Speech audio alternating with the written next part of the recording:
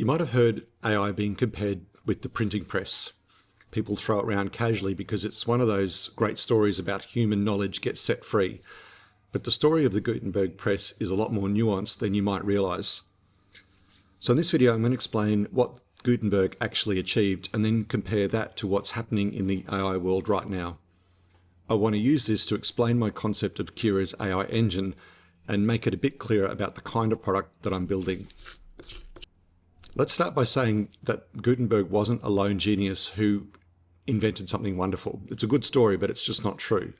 The version of the story is actually far more useful to us today because Gutenberg wasn't working in a vacuum and he wasn't the only one chasing this idea. The frustrating part is that almost every piece that he needed already existed. Europe already had wood block printing, screw presses were pressing wine, especially in the area of Germany where he came from.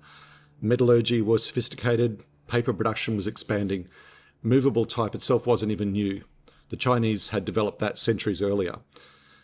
Even the Koreans had used movable metal type years before Gutenberg even started.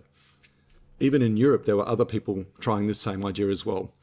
So the components were all lying around and other people were experimenting.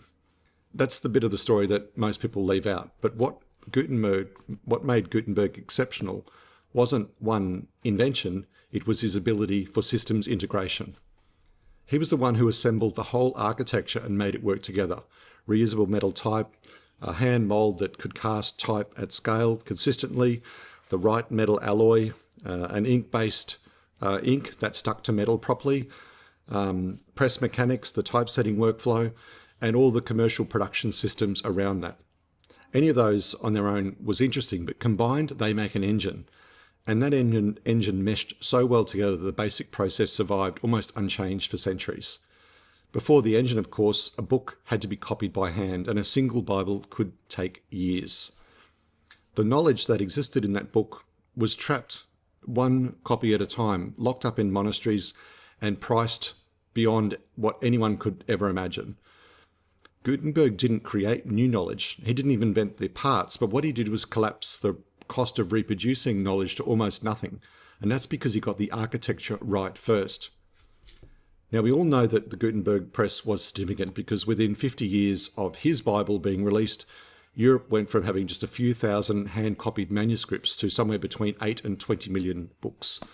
That sparked the Reformation, the scientific revolution, mass literacy. All of that was because the marginal cost of a copy of making that knowledge fell to almost zero.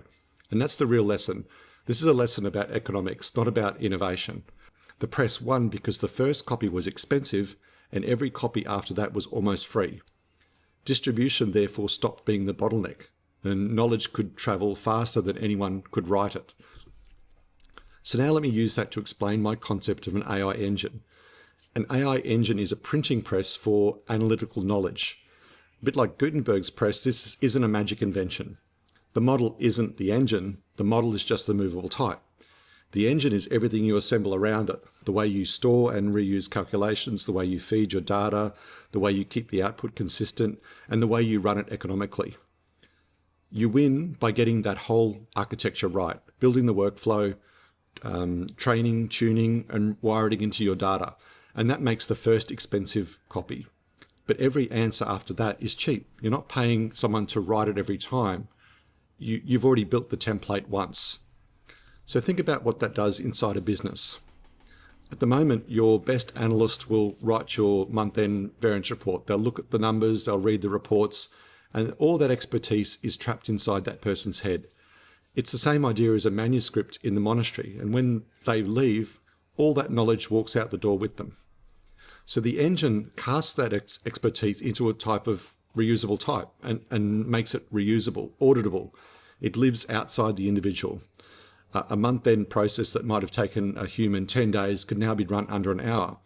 Not because the machine is clever, because we've stopped doing processes by hand and put them into a template. But here's the real kicker.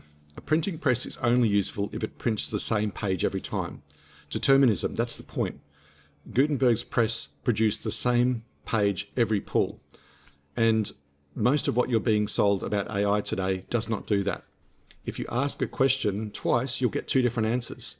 So it's not a printing press. It's a very expensive scribe who's had a few drinks. And when you're dealing with regulatory industries or audited numbers, you just can't have the printing press making things up.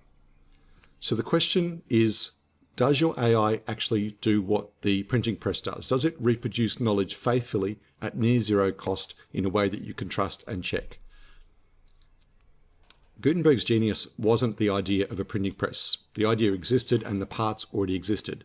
Other people were already doing it. But what set him apart was that he assembled the pieces into the first system that actually worked, the first economically viable platform for reproducing knowledge. He wasn't the man who invented printing, he was the man who got the infrastructure or the engine right first. And that's what we've done with Kiraa. I'm Dr. Errol Brandt. If you enjoy my videos, please consider liking and subscribing. Please feel free to connect with me on LinkedIn and leave your thoughts in the comments below. Thanks for watching, and I'll see you in the next one.